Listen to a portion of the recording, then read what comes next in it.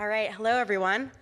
So today I'm going to talk about protecting your digital footprint and managing it, and I'll define what that is shortly. But before we get started, I wanted to ask you all a question.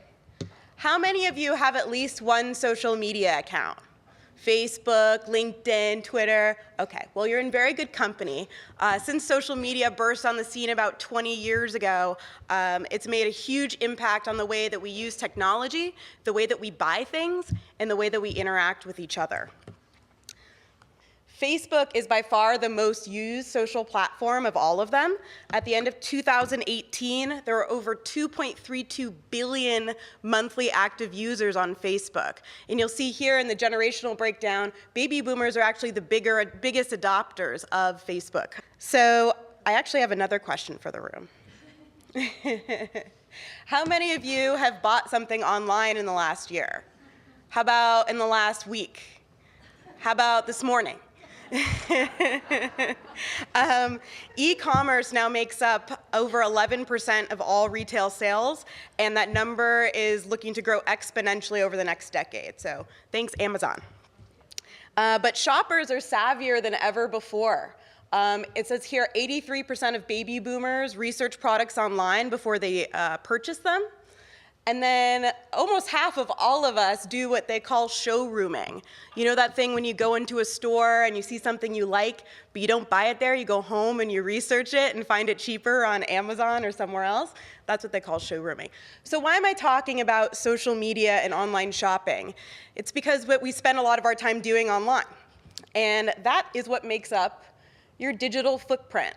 So your digital footprint is basically a record of everything you do online, and that's made up of your active footprint and your passive footprint. And I'm going to dive into those in a moment, but before I do, I want to introduce you to one of the most important components of a digital footprint, which is the computer cookie. I picked an Oreo because that's my personal favorite cookie. What a computer cookie is essentially a packet of data. When you're looking at a website, the website will send a little packet of data or a cookie over to your computer, which will store in a little folder on your browser. If you've ever seen that little folder somewhere on your desktop that says cookies, that's what it is. And there's basically three main kinds of cookies.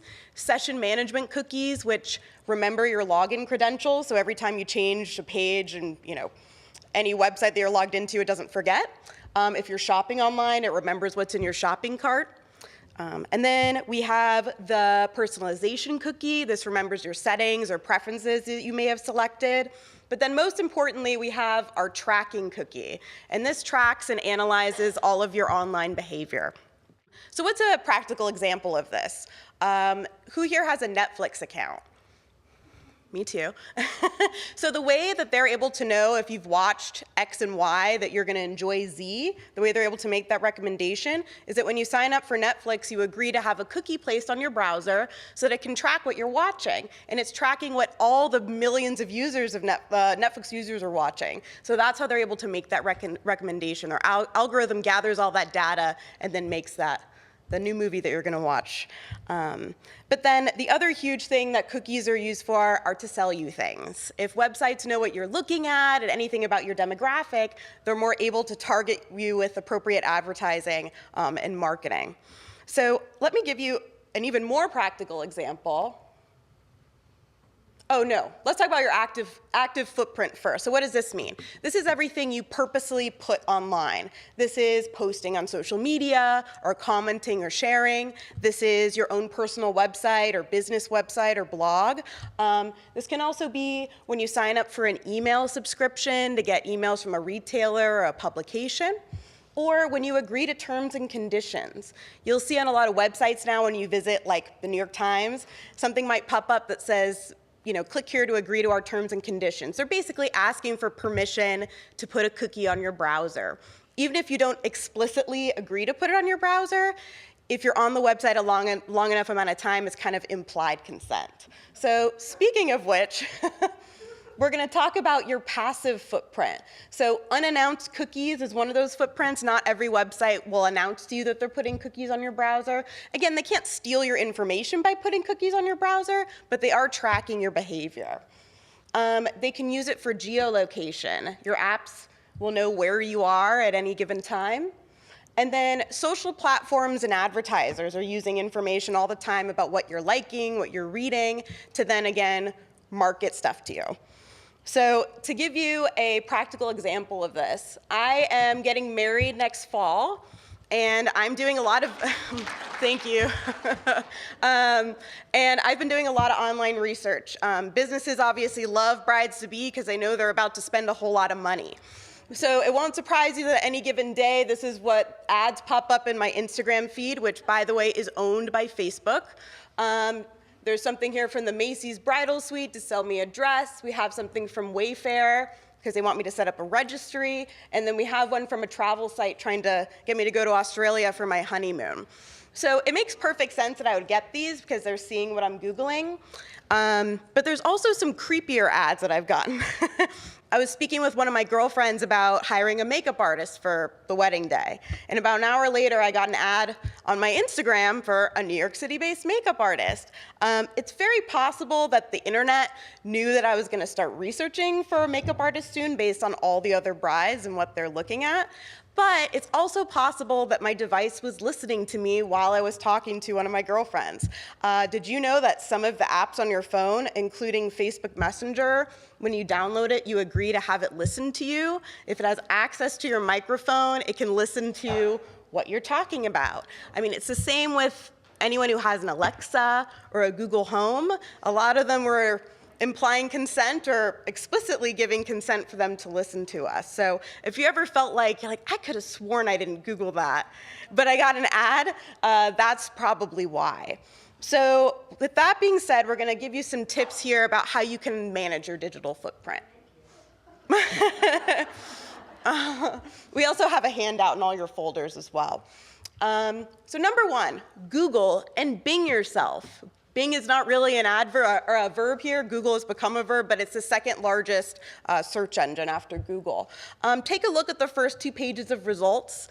See what's out there. You may notice that some real estate websites and whitepages.com may have your name and address on there. If you're not okay with that, of course, you could contact the site administrator to have it taken down. You can also set up Google alerts for yourself.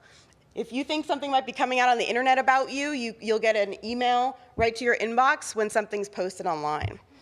So double check your privacy settings, but don't always trust them. They put a lot of fine print in those, again, giving consent to have your phone listen to you, but also a lot of the terms and conditions have to disclose to you how they're using your data. There's a huge market out there now for people buying data for a lot of reasons. A lot of them are advertisers. So it's good to just know what you might be consenting to.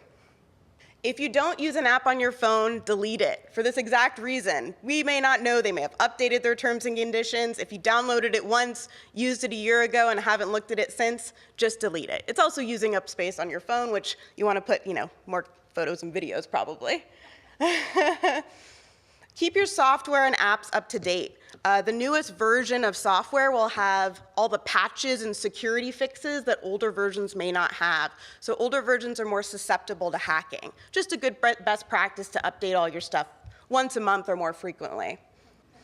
Make strong, memorable passwords. We all know this, right? Have a lot of letters and numbers and make it a little complex. Of course, then the problem becomes, how do we remember all of our passwords?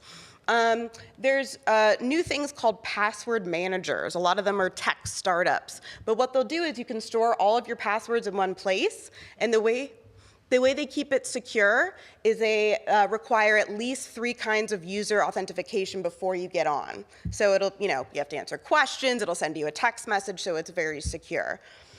Better than a Word document that you keep on your, phone, which some people do.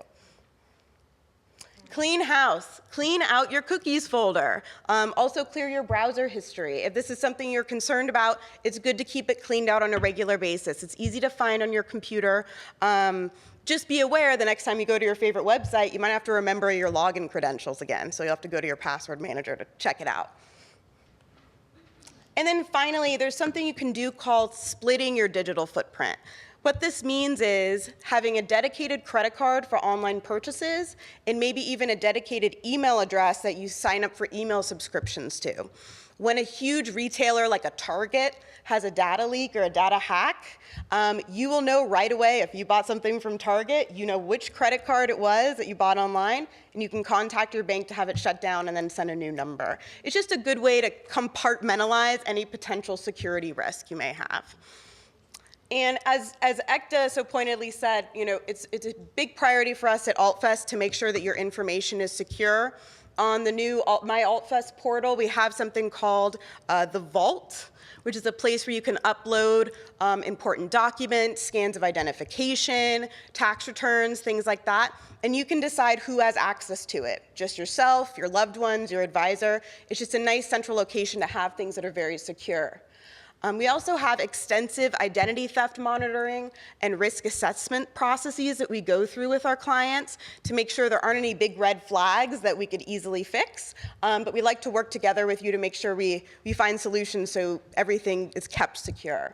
So at the end of the day, it's important to remember everything you do online, and to remind your families, everything you do online and put online makes a digital impression. And the more aware you are of what you're putting out there and what potential risks could be, the safer you are.